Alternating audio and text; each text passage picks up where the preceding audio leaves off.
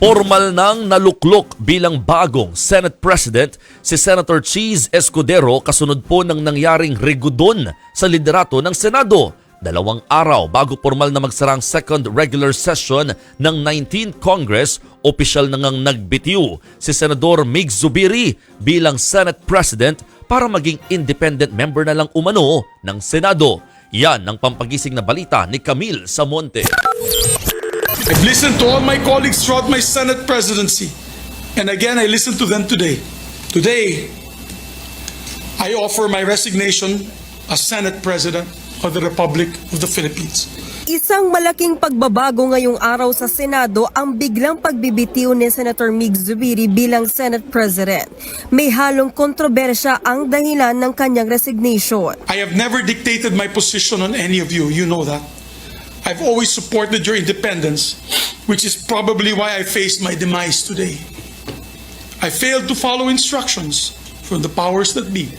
Hindi na idinetalye ni Zubiri kung ano ang sinasabi niyang instruction ng mga nasa kapangyarihan na hindi niya nasunod. Pero anya, posibleng may kinalaman daw ito sa isinusulong na charter change ng Administrasyong Marcos at ang pagdinig tungkol sa PDEA leaks. Sa kabila niyan, lumaban daw si Zubiri para protektahan ang Senado. In January, we fought against the dreaded People's Initiative, which would have destroyed this very institution I'm standing here right now. I have put myself on the line to shield the Senate from all attacks.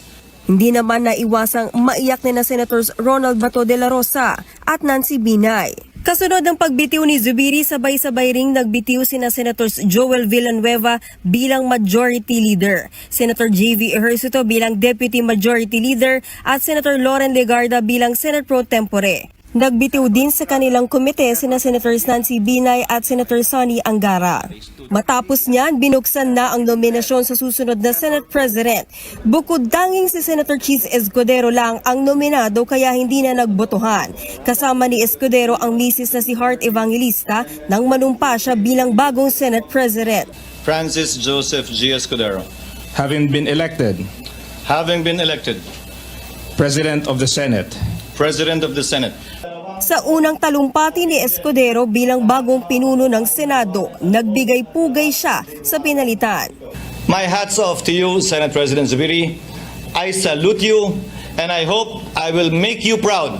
Matapos niyan, agad siniguro ni Escudero na mananatili ang independence ng Senado sa ilalim ng kanyang liderato. Walang my team, walang your team para sa akin.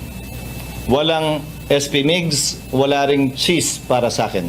Ang tingin ko sa bawat isa sa atin ay mga miyembro ng nag-iisang Senado.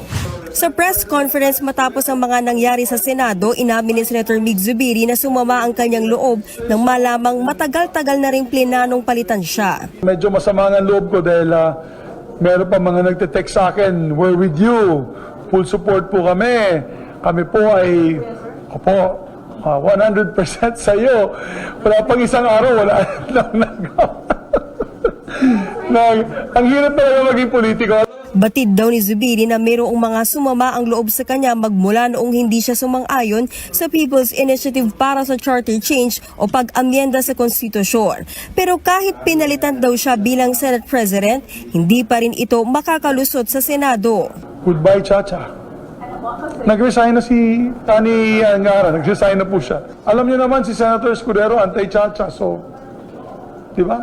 Openly is anti-Chacha, so I hope the people that supported him know that. Muli rin ngang giniit ni Escudero ang kanyang posisyon sa Chacha.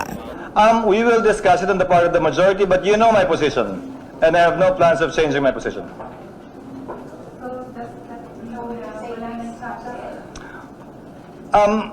Meron ba ngayon? Nilinaw din niyang walang kumausap sa kanya para tumakbong Senate President. Mananatili pa rin daw siyang independent kahit siya na ang pinuno ng Senado. Nagbabalita mula sa Frontline, Camille Samonte, News 5.